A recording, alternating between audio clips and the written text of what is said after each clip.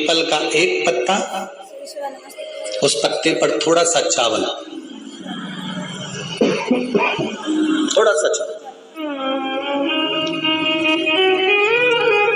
पूर्णिमा की रात्रि को अपने हाथ में लेकर, अपने नयनों से लगाकर, शरीर पर से स्वयं उतारकर उसको दरवाजे के पास रख दीजिए।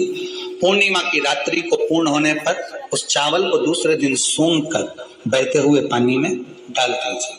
महाराज कितने भी रोग से ग्रसित हो गए, पीपल का एक पत्ता 52,000 ब्राह्मण की साक्षी कराता है। बहुत ध्यान देना, पीपल के वृक्ष में स्वयं नारायण का, मेरे कृष्ण का वास है।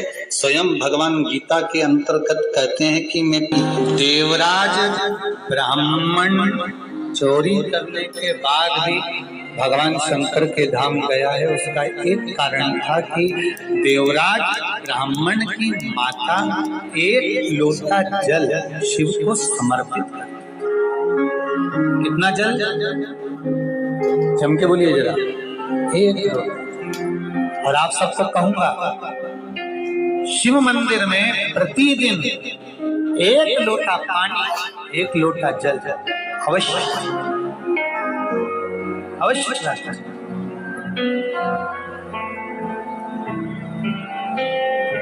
एक लोटा पानी भगवान शंकर को अवश्य।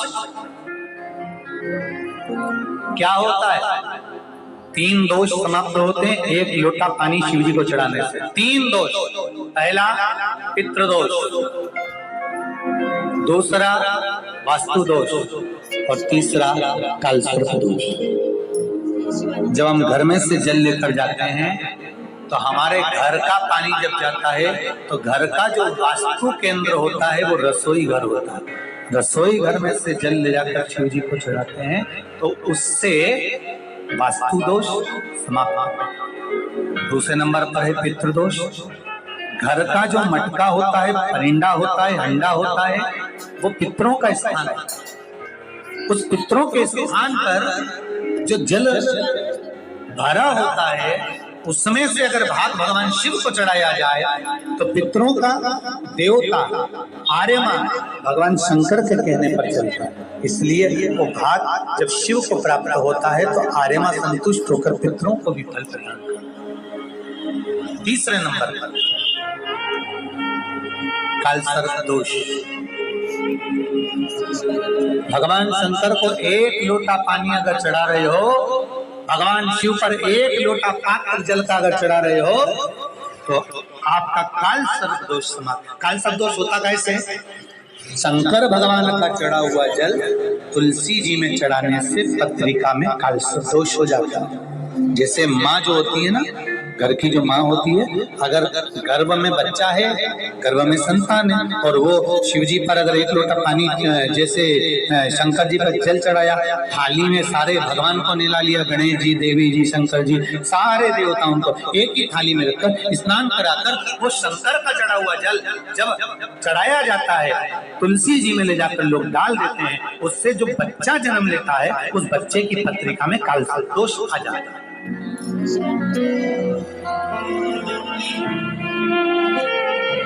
इसलिए शिव महापुराण की कथा कहती है सारे देवताओं को भले एक ही थाली में स्नान करा लो, एक ही पात्र में स्नान करो, पर देवाधिदेव महादेव को एक छोटे से पात्र में अलग से स्नान करा लेना चाहिए, अलग से। और उस पात्र का जल शिव जी को समर्पित करा हुआ जल तुलसी जी में नहीं डालना। तुम्हारे घर में जो पौधा हुआ आप उसको उसमें समर्पित करो। जैसे बेलपत्री चढ़ाने के बाद जल चढ़ाना या जल चढ़ाकर बेलपत्र चढ़ाना, एक पत्र है, बड़ा सुंदर है, छोटा सा भाव, प्रश्न अच्छा है, आप सबके हित का।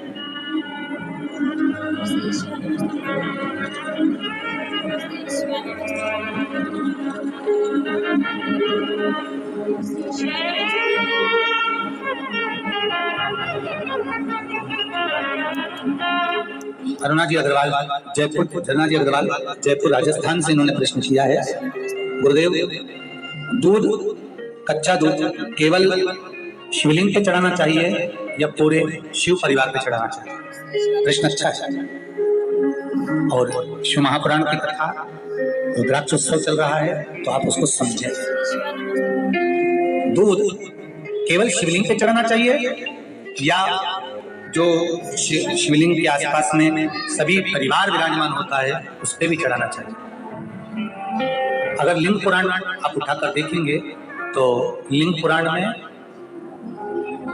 एक बड़ा सुंदर संवाद आता है जिसमें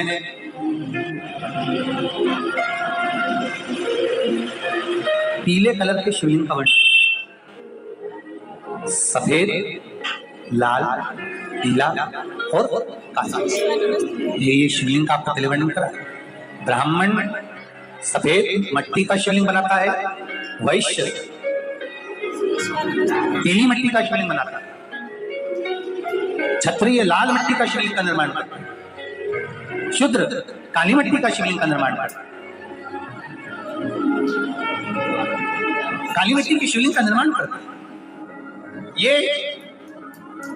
जो वर्णन किया गया है कि उसमें लिंग पुराण के अंतर्गत एक पीले शिवलिंग का वर्णन आता है कि पीला जो शिवलिंग होता है उस शिवलिंग का भाव कितना सुंदर बताया गया है। उसमें व्याख्यान वर्णन में आप अगर पढ़ेंगे देखेंगे लिंग पुराण के अंतर्गत तो उसमें आता है कि दूध जब आप देव अधिदेव महादेव के शिवलिंग पर समर्पित करते हो तो शिव महापुराण की कथा करती है, लिंग पुराण कथा करती है, नर्मदा पुराण, स्कंद पुराण, पद्म पुराण, अग्नि पुराण, सारी पुराणे वर्णन करती है, वराह पुराण, ब्रह्मवेत्ता पुराण, ये जितनी पुराणे सब वर्णन करती है कि जब शिवलिंग पर हम दूध चढ़ाते हैं तो केवल शंकर भगवान के शिवलिंग पर दूध चढ़ा देने से संपूर्ण परिवार पर दूध चढ़ जाता है। अलग से हमें कहीं चढ़ाने की जरूरत नहीं,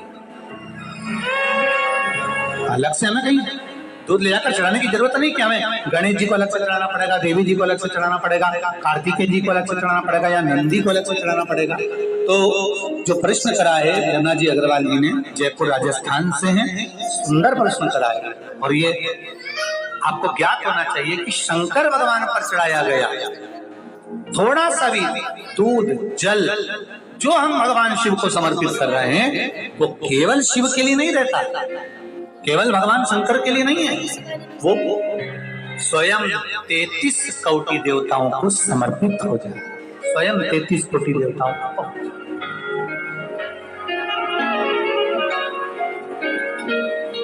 अलग से देने की जरूरत नहीं है।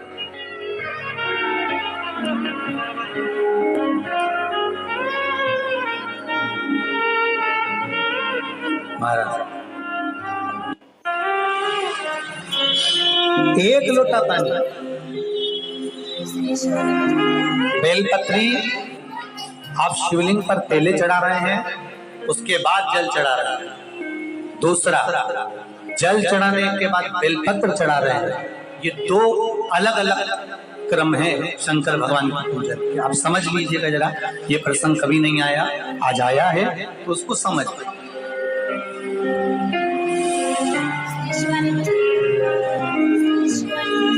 पहले बेलपत्र, उसके बाद में जल जो चढ़ाया जाता है ये रोग मुक्ति के लिए चढ़ाया जाता है। काहे के लिए चढ़ाते हैं अपन? रोग के निवारण, रोग मुक्ति के। जैसे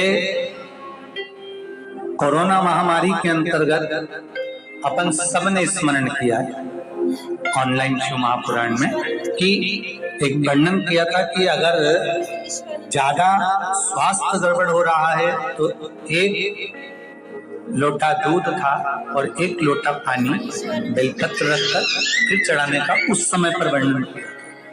आप लोगों ने, कई लोगों ने उसको किया और उसका लाभ आपको मिला।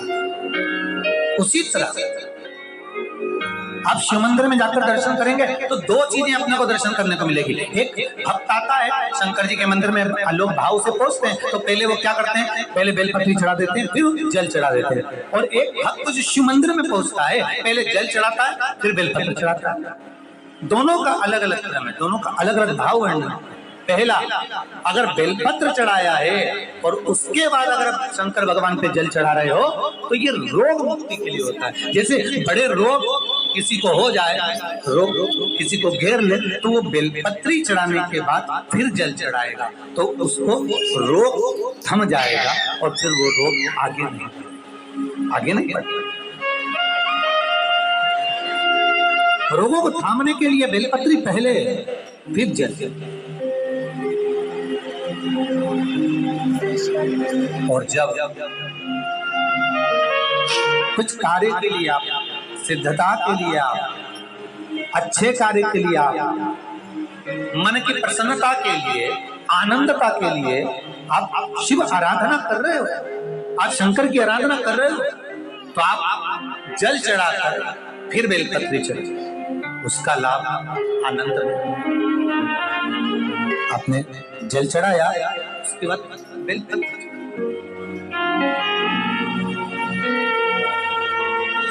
बस एक बात का स्मरण आपको होना चाहिए शिव महापुराण का, कि जब भी आप भगवान शंकर को बेलपत्र चढ़ाते हैं, बेलपत्र समर्पित करते हैं, बेलपत्र समर्पित करते समय प्रयास करा करें कि ये बेलपत्र को जब भी आप समर्पित करें, प्रयास करें कि बीच की जो पत्ती होती है बेलपत्र की, मध्य की जो पत्ती होती है, उसको अंगुष्ठ से पकड़ा जाए।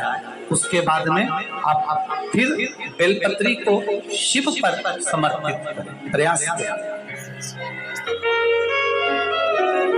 बेलपत्र जो हम भगवान शंकर को समर्पित करते हैं, उसका मध्य जो भाग होता है, बेलपत्री का जो 3 देवताओं का मध्य जो भाग होता है, उसको पकड़कर बेलपत्री को शिव को समर्पित करते हैं। पूर्व की कथाओं में यह भी वर्णन किया है कि बेलपत्री की डंडी का मुख कहाँ होना चाहिए।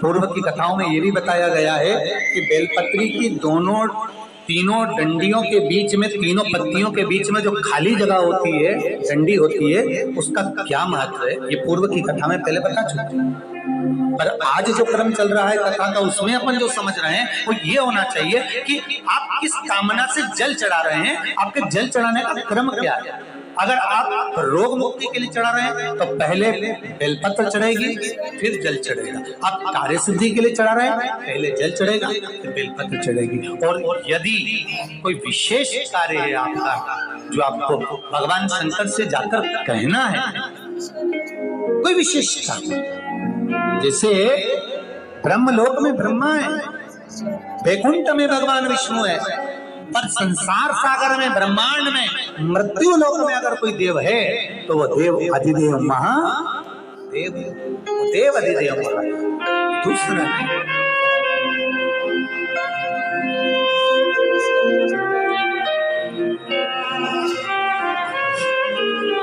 तो दूसरा नहीं। भगवान दया करना,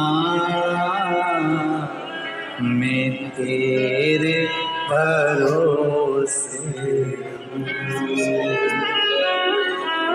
भोलेनाथ दया करना, मैं तेरे भरोसे,